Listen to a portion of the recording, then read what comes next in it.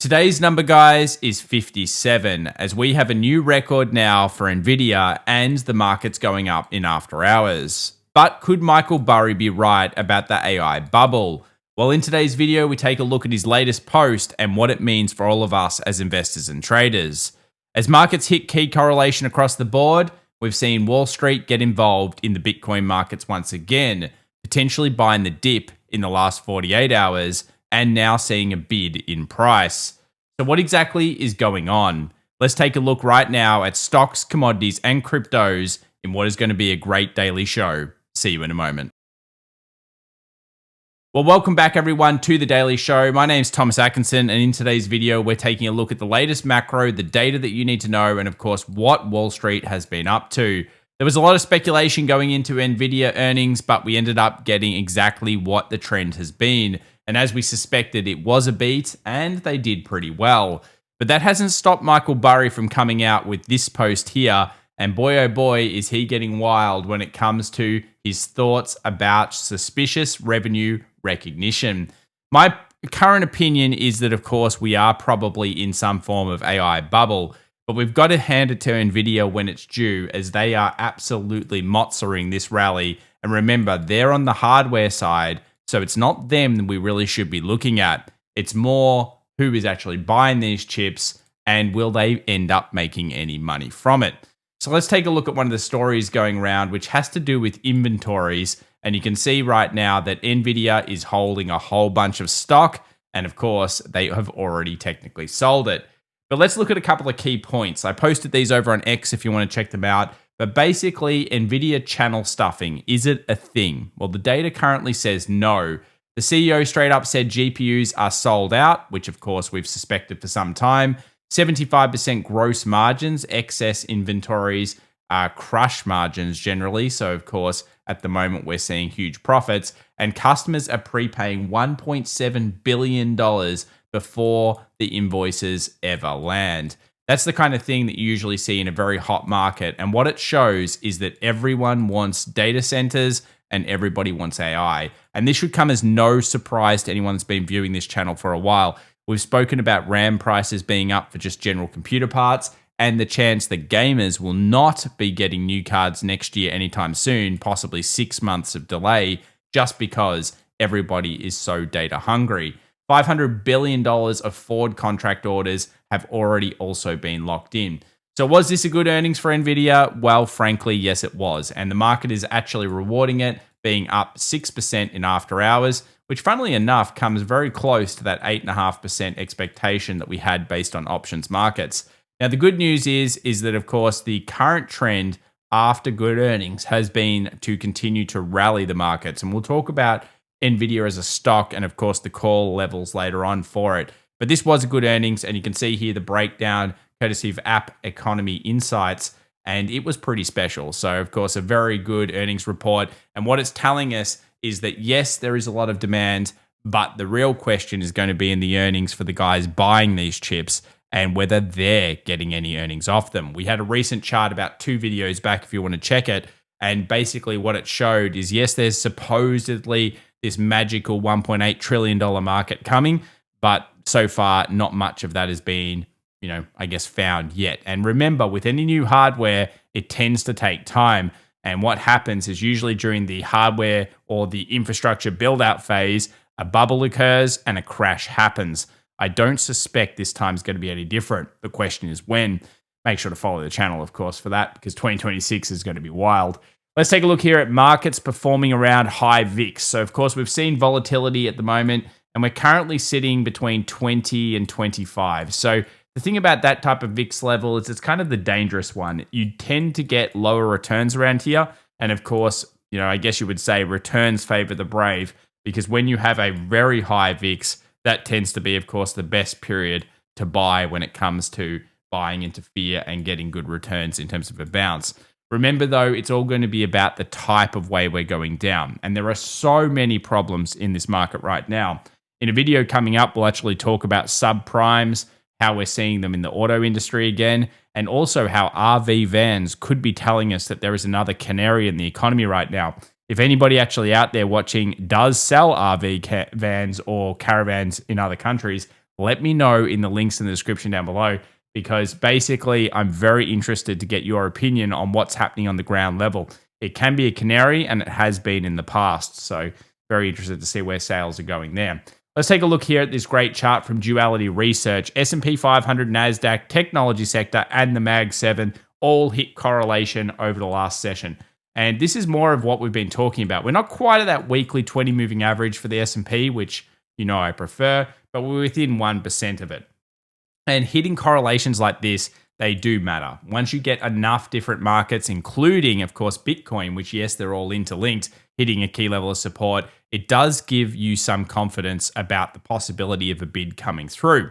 On the flip side of this, there's no doubt there's more risk than there has been. And I suspect that risks will start to rise into 2026 while the market continues to look at the earnings and say, well, everything's all good here for the top 10. Remember, tech sector spreads have just widened for the first time since 2012 when it comes to more risky to potentially invest in bonds for the big tech sector. And that's because people are concerned about whether these data centers will eventuate into record profits. Do remember, though, the market's optimistic. So we have already had record profits. They're going to go into the next earnings season most likely bullish, and there are many reasons for that.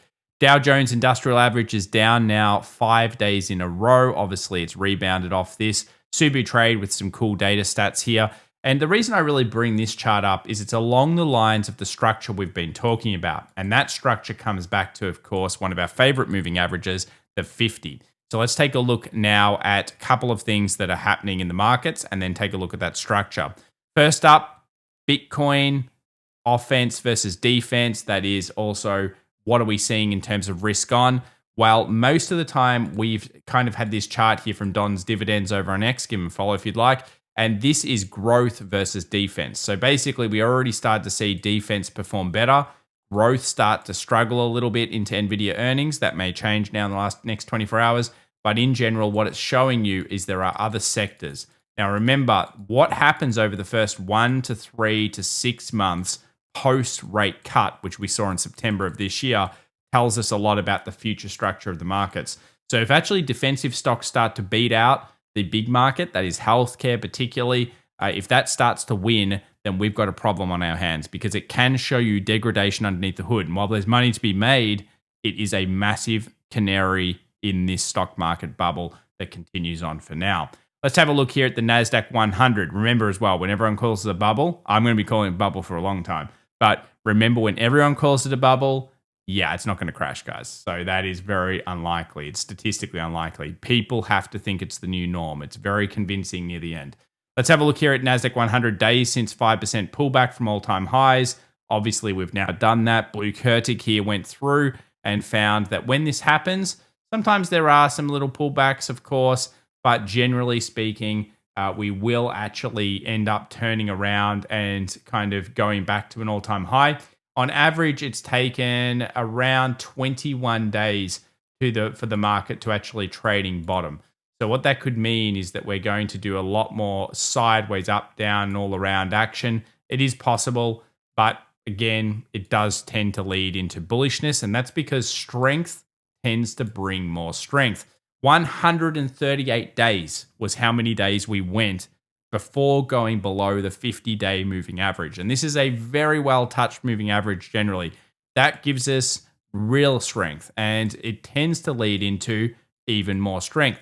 Remember, the structure at the moment showed us that 95% of, I think it was 12 different reads, would be generally bullish over the next 2-month period into the end of the year. Well, when we look at the 50-day moving average, losing it after such strength, 100% of the time, a month later, remember this happened last week, we were bullish.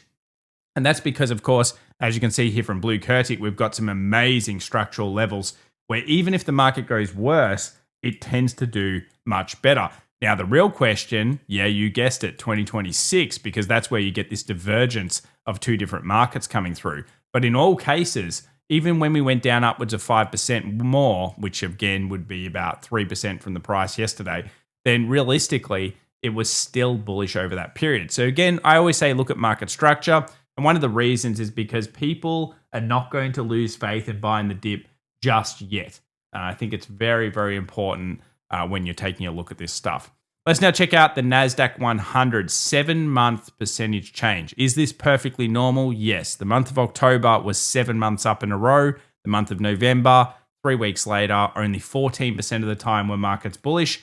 So this stat was actually fantastic. We've been talking about it for a while. 1 month later, only 29%. And of course, markets get a lot better when you're starting to look particularly at the next 6 months. And this is just, again, structural processing. The thing on this channel is we're about TA first. That is what's going on in the flows and the technicals, the psychology of the market, and then, of course, the structure itself.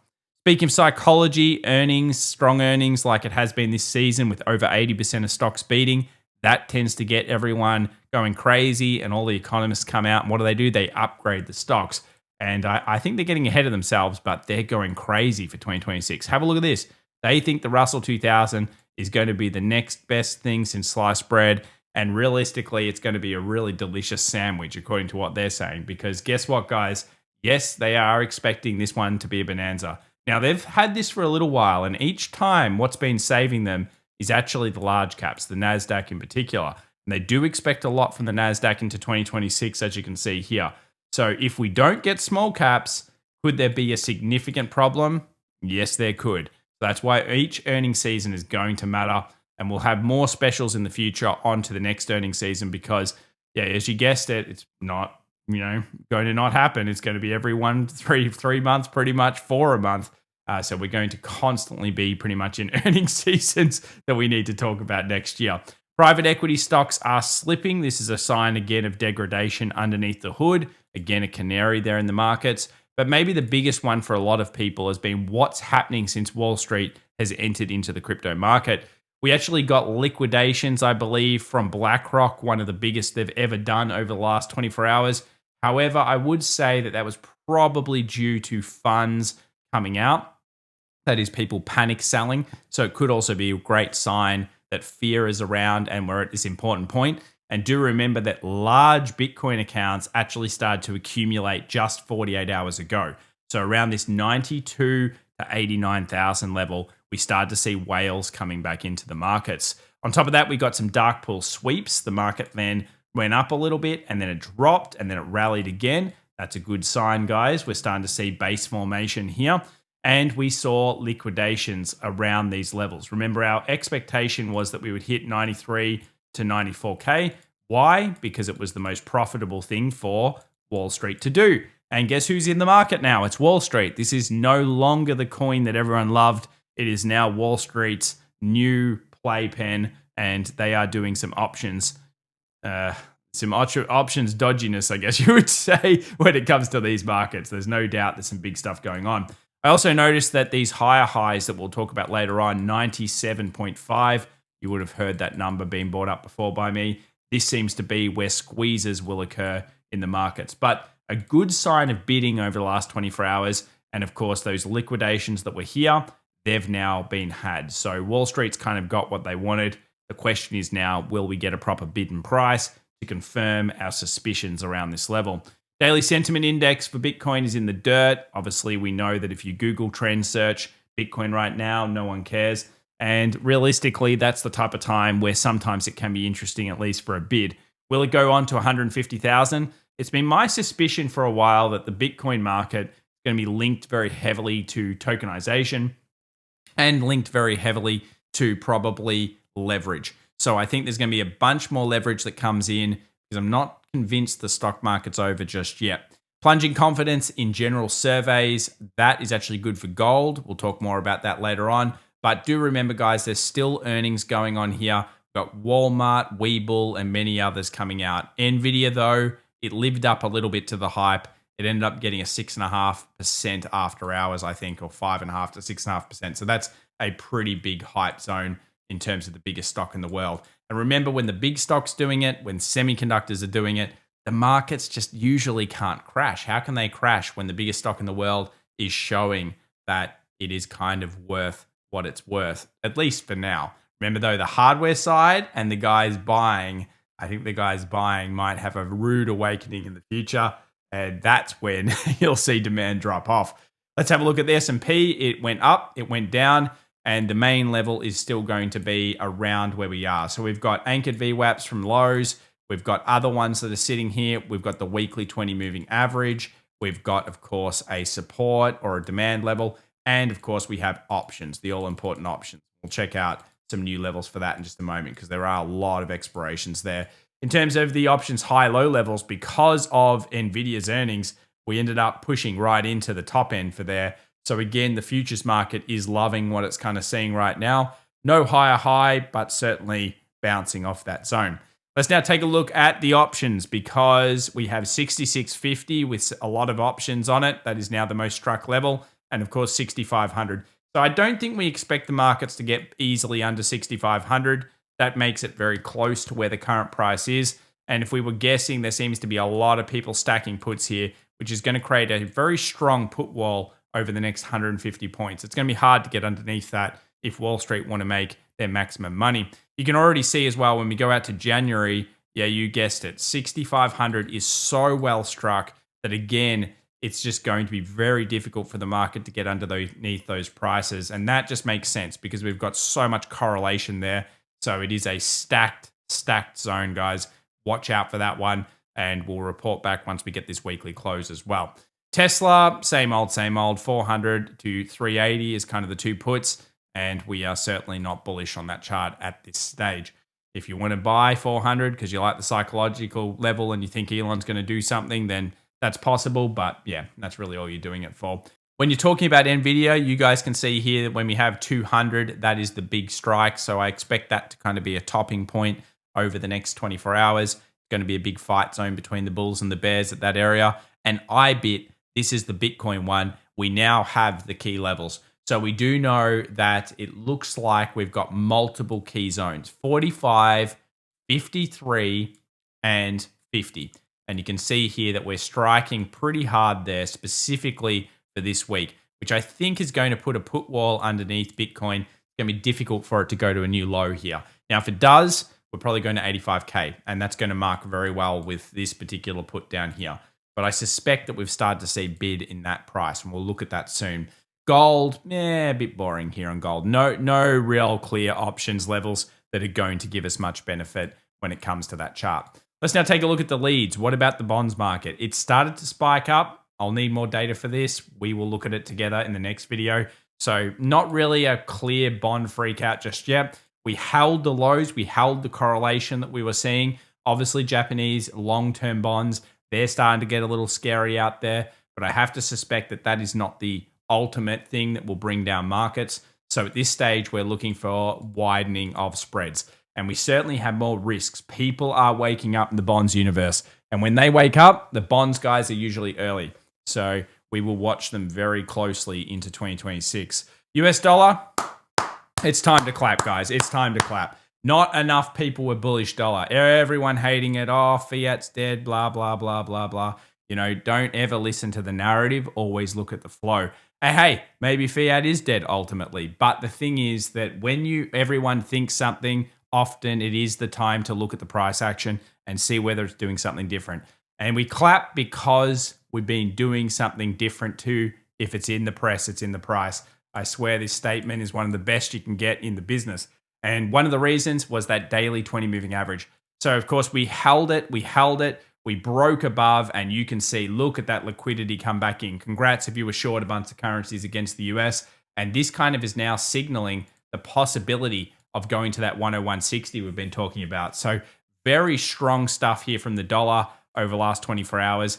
Gold fell a little bit more here. You know, we went down after doing it. Actually, it's at a pretty interesting level. This is where you'd suspect buyers will come back in. So pretty interesting level here for gold. Of course, from the macro side, I'm cool with 39.50 being a buy. But yeah, I think day traders will try to get in there and put a stop underneath. Obviously, practice your own risk management. This is just a technical side. But yeah, certainly a bit of a rejection there over the last 24 hours. And silver doing something similar. Bouncing up, breaking through that lower high, and then coming back down. So both at kind of that buyish area. But if the dollar does keep going stronger, it's probably going to hurt gold and silver at least temporarily. Remember, our data analysis showed that for 2 months, 1 to 2 months, we expect gold and silver to struggle. It's doing exactly as we suspected so far. US oil, no breakout up, so no movement there on that particular one. And Tesla is still testing that 425 on the potential buy end, and 400 is equilibrium for it. At the moment, it's more bearish than bullish in terms of the charts because of, the clear double top pattern. But again, I don't really like being bearish stocks unless I have incredible evidence. And I wouldn't say this is incredible evidence. It just seems to be in the middle of nowhere land for now. Nvidia, on the other hand, call wall at 200, will bounce up in after hours, probably going to go about 196, I think, into the open. And do remember, guys, we've got jobs numbers coming. So, yeah, it's going to be a volatile one. That jobs number as well could be so bad that the market might say, oh, okay, time for weekly 20 moving average. And then all of a sudden like that, we're down into those levels. So do remember the jobs number. The general way I always look at it is often the first reaction can be the false one. Sometimes an hour after it when you get the real market open, because remember it comes out at 8:30 New York time. That's when you get the real reaction to what's happening. Semiconductors have held the support for now. So again, Nvidia's earnings are strong there. And Chinese market was down, but it's back at around support. So it's going okay. For the Qs, for the NASDAQ, right around support, as you can see here, within a percent or two of each other. So again, an area I don't mind. And one of the things is that Nvidia earnings will get some people hyped up. So clearly, there is strength in the earnings for now. And that's all that matters. It's just 10 stocks for now. Of course, in the future, I think there's going to be a problem. Now, here's the interesting chart. Old Bitcoin comes down lower lows, extreme oversells, not super extreme, we're on the extreme oversell, into an anchored VWAP trend line liquidation level. I don't mind that. So 97-ish, 97 and a half is a very key liquidation zone. We do know now we have 2 wicks off here. So let's have a quick look at the small structure because this is where it matters. It is early days, but look, we're about to get potentially above that 94. And if we manage to do that, then we could be basing here at least temporarily. And then the key level to look for next for Bitcoin is really going to be that daily 20. Why the daily 20? Well, have a look at this. One down, boom, bust, boom, bust. So guess what? Yeah, I think everything's going to link up at 97.5 and there's going to be a war there. That's where the real bid and the sellers are going to be, I think, sitting. MSTR is in free fall as well. This is a story going around. Oh, it's bad, guys. And look, I've suspected for a long time that this was a genius concept taking advantage of a very interesting niche and loophole, but unfortunately, everyone got involved. So you can see here, this is bad. Now, a lot of people are saying, oh, he's going to get liquidated or something. Not really based on the structure, but I still think there's going to be some crazy stories written about this stuff in the future. It reminds me a lot of where we were back in 2021 in some ways, when everyone was going crazy about these stocks that had no earnings, saying they were going to be the next biggest thing. MSTR, though, it is very dangerous at this level. And of course, if Bitcoin does bounce, it will bounce. But yes, clearly there's something wrong because it doesn't exactly fill you with confidence when it's coming down at this kind of pace. Be careful out there, guys, on that. To synergize as well with the other crypto markets, Ethereum also bounced off the mini bull level.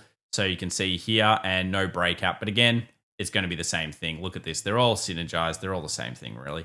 20 moving average daily. Watch that one. It's super key. I've got to say, guys, I've enjoyed. I hope you've enjoyed as well following along. Well, maybe you haven't enjoyed because some things have been going down. But I hope you've been enjoying this crypto chart stuff because I did say a few weeks ago that I suspected this liquidity may occur.